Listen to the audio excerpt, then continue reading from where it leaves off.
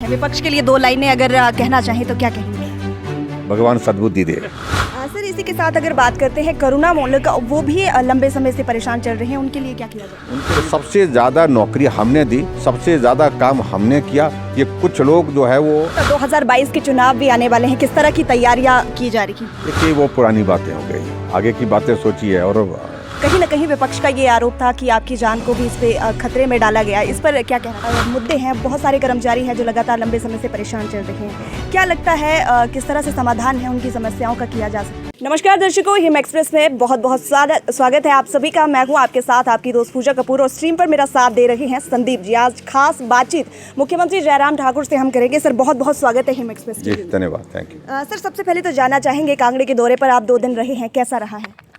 बहुत अच्छा दौरा रहा है, बहुत सारे लोगों से मिलना हुआ और ख़ास तौर से हमारे संगठन के लोगों से के साथ बहुत विस्तार से चर्चा हुई है जी। और उसके साथ साथ में आज अधिकारी की बैठक थी हमारे शेड्यूल कास्ट बोर्ड की जी। और वो बोर्ड की मीटिंग काफ़ी लंबे समय से लंबी थी, उस बैठक को किया, अच्छी बैठक रही है। जी। सर, बहुत सारे कर्मचारी हैं, वो चाहे ओपीएस के हैं, एसएमसी के, कंप्यूटर टीचर की अगर हम बात करते हैं, या फिर और भी कई मुद्दे हैं, बहुत सारे कर्मचारी हैं जो लगातार लंबे समय से परेशान चल रहे हैं, क्या लगता है किस तरह से समाधान है उनकी समस्याओं का किया जा सकता है?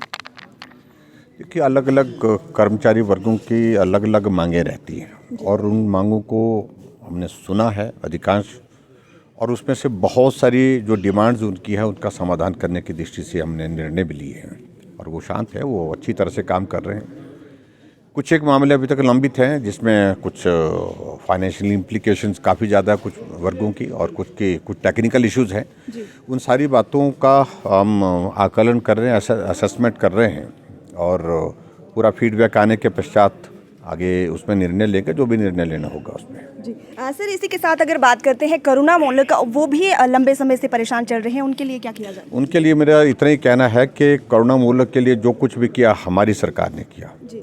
50 वर्ष से पहले 50 वर्ष के बाद अगर कोई सरकारी कर्मचारी अगर उसकी मृत्यु होती तो उसका परिवार का कोई सदस्य पात्र ही नहीं होता था कांग्रेस की गवर्नमेंट में नौकरी मांगने के लिए। हमने 58 ईयर्स किया, हमने उनका इनकम का क्राइटेरिया 2 बार बढ़ाया और 2.5 लाख रुपए अभी तक हमने पहुंचाया उसको।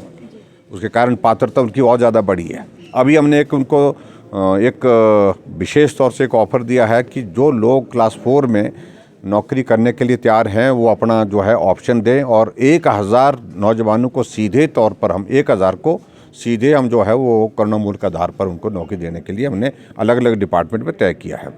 तो सबसे ज़्यादा नौकरी हमने दी, सबसे ज़्यादा काम हमने किया। ये कुछ लोग जो है वो कुछ नेताओं के कहने पर जिस प्रकार से धरने पर बैठे हैं, और मैं उनसे भी आग्रह करना चाहूँगा कि उनको छोड़ देना चाहिए धरना, सरकार के साथ आएँ, चर्चा करें, बातचीत करें और जो बेस्ट पॉसिबल हो पाएगा हमसे वो करेंगे। सर, इसी के साथ अगर रोपवे की बात करते हैं, वो भी फिलहाल के लिए अगर बात करते हैं मेंटेनेंस के लिए, वो काम जो है वो रोक दिया गया है। कहीं ना कहीं विपक्ष का ये आरोप था कि आपकी जान को भी इस पे खतरे में डाला गया, इस पर क्या कहना चाहेंगे? विपक्ष वाले मेरी जान के बारे में चिंतित हैं, ये जानकर अच्छा लग रहा है वैसे, लेकिन एक बात बता दूं मैं, कतई भी खतरा नहीं था। रोपवे टेस्ट करने की सारी प्रक्रिया से पार होने के बाद जो है उसको ऑपरेशन पे लाया गया।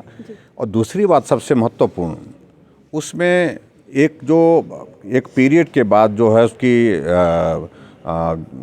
रिपेयर का और उसकी मेंटेनेंस का एक पार्ट था जिस बात को लेकर के जो ज़रूरी था, क्योंकि लंबे समय से उसकी तारें टंगी हुई थी। उसकी रिपेयर के लिए कुछ चीज़ों को लेकर के मेंटेनेंस की दृष्टि से, और रिपेयर भी नहीं बोल सकते, मेंटेनेंस की दृष्टि से कुछ कदम उठाने ज़रूरी थे जो उनकी मैनेजमेंट ने मुझे बताया और उसके लिए उसको होल्ड किया और प्लान्ड वे में किया गया। और अब उसके बाद वो शुरू हो चुका है और हम भी उसमें जा कर के आए, हम तो सुरक्षित होकर के आए, कोई भी दूसरे जा रहे हैं वो भी सुरक्षित है। इसलिए शहर में बहुत बड़ा प्रोजेक्ट 207 करोड़ रुपए का टूरिज़्म के लिए जो हिमाचल प्रदेश में एक बहुत बड़ा मील का पत्थर साबित होगा, उसके बारे में हमको इस प्रकार की चर्चा करना, उसके बारे में हमको इस प्रकार की भ्रांतियाँ फैलाना राजनीतिक दृष्टि से ये उचित नहीं है। धर्मशाला में रोपवे लगा और बन करके तैयार हुआ और उस रोपवे से ये धर्मशाला का पर्यटन की दृष्टि से, मैं समझता हूँ टूरिज़्म की दृष्टि से, एक पूरे दुनिया के मानचित्र पर और ऊंचा स्थान हुआ है।